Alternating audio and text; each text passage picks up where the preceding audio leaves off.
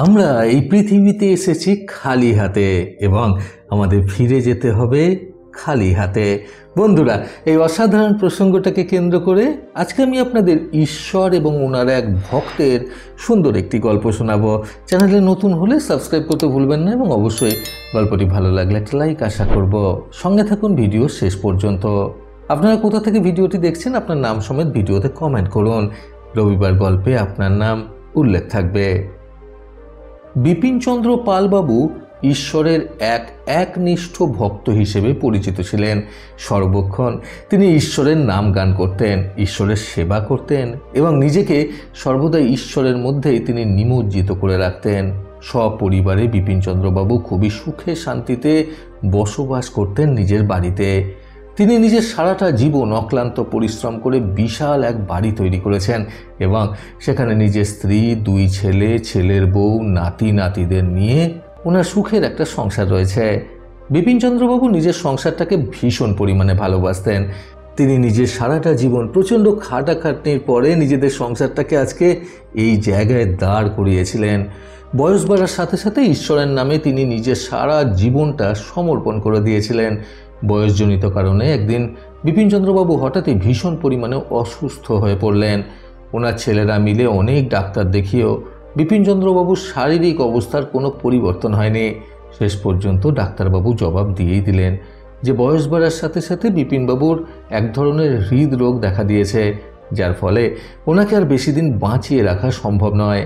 এই ঘটনায় বাড়ির সবাই ভীষণভাবে ভেঙে পড়লেন এবং বিপিনচন্দ্রবাবুকে বাড়িতেই রাখা হলো ডাক্তারি চিকিৎসার অধীনে। যে কটা দিন ওনাকে এইভাবে সেবা শুশ্রূষা করে বাঁচিয়ে রাখা যায় তার প্রাণপণ চেষ্টা করতে লাগলো ওনার ছেলেরা মিলে। বিপিনচন্দ্রবাবু নিজের ঘরে বিছানায় শয্যাশায়ী অবস্থায় থেকেও সর্বক্ষণ ঈশ্বরের নাম জপ করতে থাকতেন নিজের মনে মনে।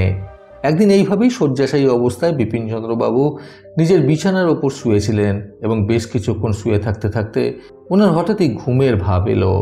ঠিক সেই সময়টাতে তিনি নিজের চোখটা বন্ধ করে একটু ঘুমানোর চেষ্টা করলেন এবং ঘুমিয়ে পড়ার কিছুক্ষণের মধ্যে ঘুমের মধ্যে তিনি দেখতে পেলেন ঈশ্বরের এক অপরূপ সৌন্দর্য রূপ।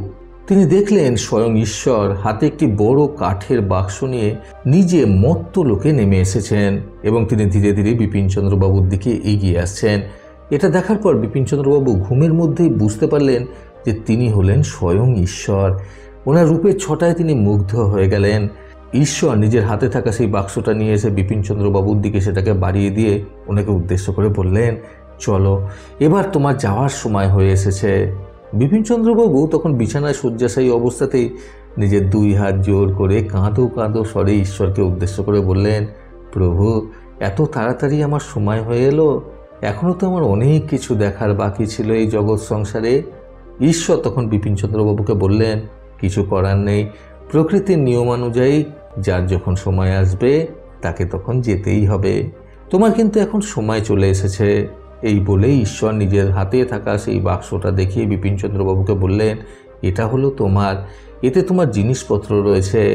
এই প্রকারের কথা শুনে বিপিনচন্দ্রবাবু খুবই অবাক দৃষ্টিতে ঈশ্বরের দিকে তাকিয়ে জিজ্ঞাসা করলেন, আমার জিনিসপত্র বলতে এতে কি আমার জামা কাপড়, ধন সম্পত্তি এইগুলো রয়েছে প্রভু?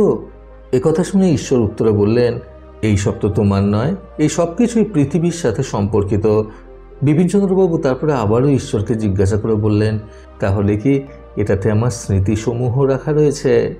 ঈশ্বর তখন আবার বিপিনচন্দ্রবাবুকে বললেন, না, কখনোই না, কারণ এই স্মৃতিও তোমার নয়, সেটা তো শুধুমাত্র সময়ের।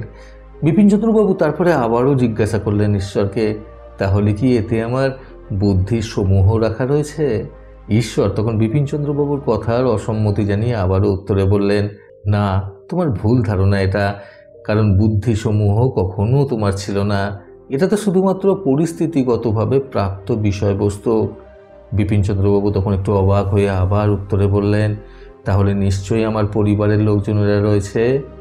ঈশ্বর তখন আবারও মাথা নাড়িয়ে উত্তরে বললেন, আমি সত্যি খুবই দুঃখিত, পরিবারের লোকজনেরাও কেউ তোমার ছিল না। ওরা তো ছিল শুধুমাত্র পথে আসা যাওয়া করা পথিক মাত্র। ওরা সকলেই ছিল শুধুমাত্র ক্ষণিকের পথযাত্রী। এবারে বিপিনচন্দ্রবাবু একটু আশ্বস্ত ভঙ্গিতে ঈশ্বরকে জিজ্ঞাসা করলেন, তাহলে নিশ্চয়ই এতে আমার শরীর রাখা রয়েছে? ঈশ্বর তখন আবারও নিজের মাথা নাড়িয়ে অসম্মতির ভঙ্গিতে উত্তরে বললেন, না না, ওটা কখনো তোমার হতে পারে না, কারণ ওটা তো ভস্ম মাত্র। বিপিনচন্দ্রবাবু তখন আবারও ঈশ্বরকে প্রশ্ন করে বললেন, তাহলে এই বাক্সটাতে নিশ্চয়ই আমার আত্মাটা রয়েছে। ঈশ্বর তখন মুচকি হেসে বিপিনচন্দ্রবাবুকে বললেন, ওটা কি আদৌ তোমার? ওটা তো আমারই। এবারে বিপিনচন্দ্রবাবু প্রচণ্ড ভীত হয়ে ঈশ্বরের হাত থেকে বাক্সটা নিয়ে সেটাকে খুলে ফেললেন, সেটাতে কি আছে সেটা দেখার জন্য। বাক্সটা খুলে তিনি অবাক হয়ে গেলেন এবং দুঃখে কষ্টে ওনার চোখে জল চলে এলো, কারণ বাক্সটা ছিল সম্পূর্ণভাবে খালি, ওটাতে কিছুই ছিল না। বিপিনচন্দ্রবাবু তখন কাঁদতে কাঁদতে ঈশ্বরকে বললেন, তাহলে কি কোনো কিছুই আমার ছিল না প্রভু? ঈশ্বর তখন হাসতে হাসতে বিপিনচন্দ্রবাবুকে বললেন, তুমি একদমই ঠিক ধরেছ।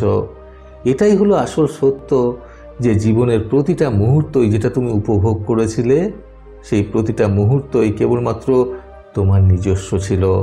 এছাড়া এই বিশ্বব্রহ্মাণ্ডে আর কোনো কিছুই তোমার ছিল না। এখানে এসেছিলে খালি হাতে, আর তোমাকে ফিরে যেতে হবেও খালি হাতে। বস্তুগত জিনিস বা যেটার জন্য বিশ্বব্রহ্মাণ্ডে থেকে প্রতিনিয়ত লড়াই করে যেতে হয় সেটাকে আদায়ের জন্য, সেই সবের কোনো কিছুই কিন্তু আদৌ মনুষ্যজাতির নিজস্ব নয়। বন্ধুরা, জীবন অনেক বেশি সুখের করতে আজকের এই সুন্দর গল্প থেকে শিক্ষণীয় 3টি কথা সর্বদা মনে রাখুন। প্রথমত, এই পৃথিবী পৃষ্ঠে থেকে আমরা নিজেদের অধিকার আদায়ের জন্য প্রতিনিয়ত একে অপরের সাথে যে সকল জিনিসপত্র নিয়ে লড়াই করে চলেছি, সেই সকল জিনিসপত্রের কোনোটিই কিন্তু আসলে আমাদের কারোরই নয়।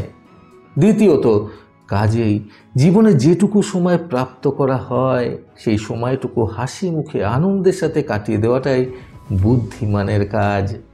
তৃতীয়ত, জীবনের প্রতিটা মুহূর্তকে আনন্দের সাথে উপভোগ করাটা এবং জীবনে সুখী হতে না ভোলাটা খুবই জরুরি। প্রতিবারের মতো আবারও বলবো, এই পৃথিবী তাদেরকেই সম্মান দেয় যারা ইউনিক কিছু করার ক্ষমতা রাখে। সকলের সুস্থ এবং সুন্দর জীবন কামনায় প্রকৃত জীবন থেকে আমি সন্তু চক্রবর্তী আবার আসবো নতুন সুন্দর শিক্ষণীয় একটি ছোট গল্পের সাথে।